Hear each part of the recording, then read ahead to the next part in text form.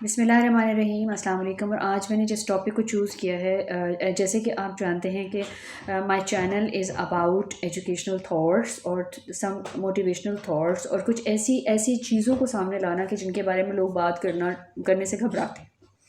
कुछ ऐसे फैक्ट्स जिनकी वजह से इस सोसाइटी के अंदर बहुत ज़्यादा प्रॉब्लम्स आ रही हैं। बेसिक प्रॉब्लम्स जो होती हैं वो फीलिंग्स और इमोशंस की होती हैं।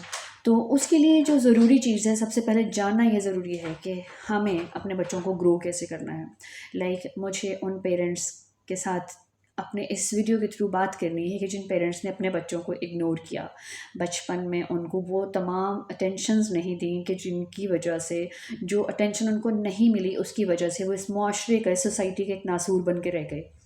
और स्पेशली उनकी वो नीड्स पूरी नहीं की गई जो शायद बचपन में उनको ज़रूरत थी। और उन ऐसे बच्चे जब बड़े होते हैं, जब वो ग्रो करते हैं या फिर एक सोसाइटी का हिस्सा बनते हैं, या किसी भी इंस्टीट्यूशन या किसी इदारे का कोई पार्ट बनते हैं, तो वो फिर दूसरे लोगों के लिए, ऐसे लोगों के लिए कि जिनका कोई कसूर भी नहीं है, शायद उनके लिए बहुत ज़्यादा अजाब का बाइस बनते हैं।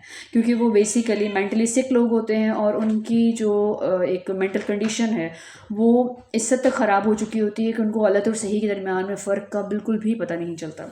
तो आज हमारी सोसाइटी में ये बच्चे जो बड़े होते हैं तो नासूर बनकर उभरते हैं और बहुत सारे लोगों की ज़िंदगियां हराम करते हैं। स्पेशली ऐसी ब्रोकन फैमिलीज़ के बारे में मैंने देखा कि जिनमें मदर्स जो हैं उन्होंने अपने बच्चों को बहुत छोटी एज में जो है वो आवाम के आसरे पे छोड़ दिया, किसी के भी आसरे पे छोड़ दिया, एंड दे लेफ़्ट और शी लेफ़्ट।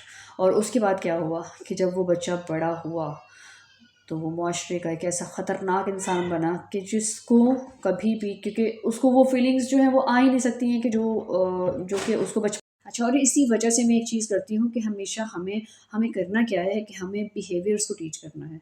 और हमें बिहेवियर्स कैसे टीच करने हैं, कि सबसे पहले हमें ऑब्जर्वेशंस लेनी है।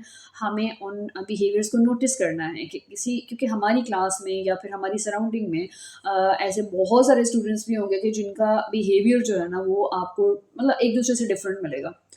आप उनके बैकग्राउंड्स में जाइए, just find out the reasons, and ताकि हम सोसाइटी को बचा सकें ऐसे लोगों से। आपको पता है ये लोग जो हैं वो सोसाइटी में इतने ख़तरनाक हैं जितना कोई खुदकुश हमलावर भी नहीं होगा। क्योंकि ये ना तो सिंपली ये है, इनके अंदर इतना पॉइज़न भर चुका होता है, इनके अंदर इतनी ज़्यादा फ्रस्ट्रेशन होती है कि आपकी सोच से कहीं ज़्यादा वो किसी भी रिलेशनशिप में कामयाब नहीं होते, वो किसी भी जगह पर जो है वो सक्सेसफुल नहीं हो सकते, क्योंकि अंदर उनकी एग्रेशन भरा हुआ है, उनके अंदर एसोटेरिक डिजीज़ हैं कि जिनको क्योर करना बहुत ज़्यादा मुश्किल है। And it's really difficult to वो कहते हैं ना, उनका फैलाया हुआ जो ज़हर है उसको बहुत ही डिफ़िकल्ट हो जाता है कि आप उसको क्योर कैसे करेंगे और किस तरीके से इस सोसाइटी को हम बचा सकते हैं।